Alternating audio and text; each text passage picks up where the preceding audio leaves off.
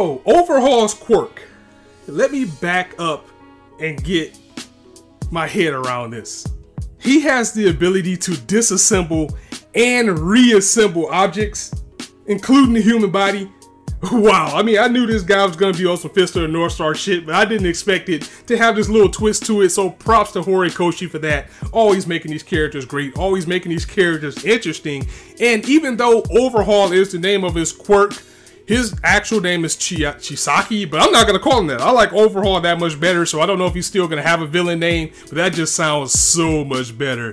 Boku no Hero chapter 135, the investigation of the 8 percepts of death is it's underway. Nighteye reaching out to everybody, bringing in Eraserhead, bringing in Gran Torino, bringing in all the kids from UA because their former dealings with the League of Villains, bringing in the other heroes. It's time to go in, it's time to get down. This all stems from them finally doing their investigations on everything that's going around is strangely leading to the 8 percepts, because the drug that one goon that Kaminari was fighting actually could very well come from them, that quirk enhancing drug. And we also find out that the bullet in this chapter, the bullet that was used to disable the quirks, does indeed come from the little girl Eri. I mean, we kind of knew that, we had that speculation, but it's finally been put to light. I mean, and I want to stop and commend some things that was going on, because this was a very strong point of the chapter, is when Deku and Mirio, when they found out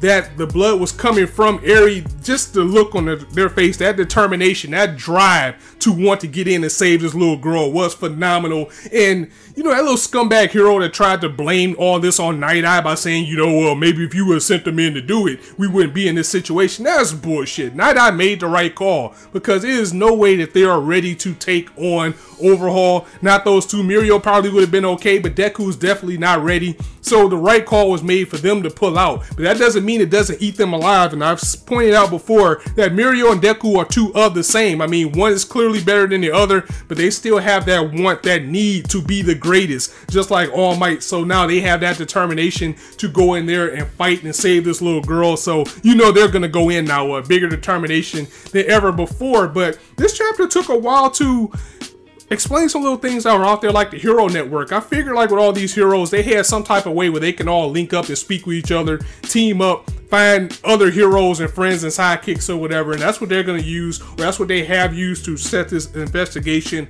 on his head. But also, we spent a lot of time on like explaining basically what this blood of Ares does. And I like when Horikoshi does this. It reminds me a lot of Hunter x Hunter, like how Togashi uses diagrams to fully explain what's going on with the ability, so it doesn't seem like an ass pull, but it actually seems like more of, you know, something that you can believe, because Eraserhead was explaining what is going on with me, and my ability is basically just like a nullifier. I have to have eye contact with the person, and it only stops their quirk ability. But if I take my eye off them, then they can still use that ability. But this blood cancels out the ability to use your quirk entirely. And even though the effects are temporary, that's still a big thing, because it's a difference. Even though it's the same ability that Aizawa has, it has its own way to it. And I like that they're breaking this down. I like Horikoshi for making it seem that it's different, because if that's the case, they could have just put Eraserhead out there. But these bullets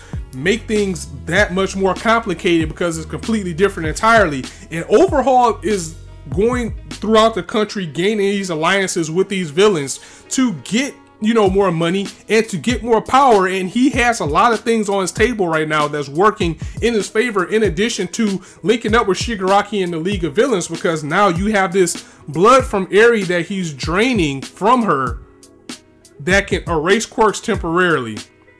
You got the enhancing drug that we've already seen, then you got his ability, and we don't even know what the rest of his people are capable of.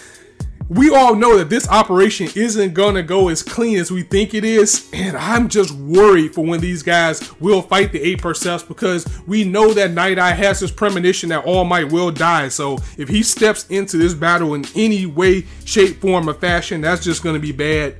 And things are not looking good for our characters. This arc is going to get dark, and they're not shying away from that, and that's what I like about it. Eraserhead also said that Suneier's quirk was attacked. So I wonder if they use these bullets in succession, can it completely erase someone's quirk entirely.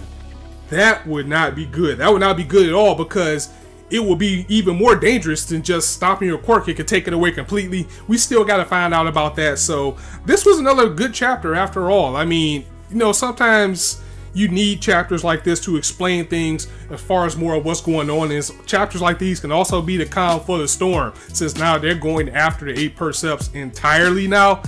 Ah, man, things aren't gonna be good. I just wonder who's gonna make it out and how dark this is gonna be. So that was the chapter in a nutshell. Again, another fine chapter by Horikoshi, spitting out that fire as always. And now we can go ahead and get this investigation that has now turned to a crackdown underway, and I cannot wait. So guys, let me know what you thought of this chapter in the comments below. If you liked the video, go ahead and drop it a like, and if you want to hear more, go ahead and hit that subscribe button, as there's not a shortage of content you indulge on this channel. As I always say, you guys be anywhere on YouTube right now, but you chose to listen to me.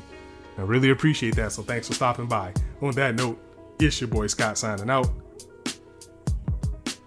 See you soon.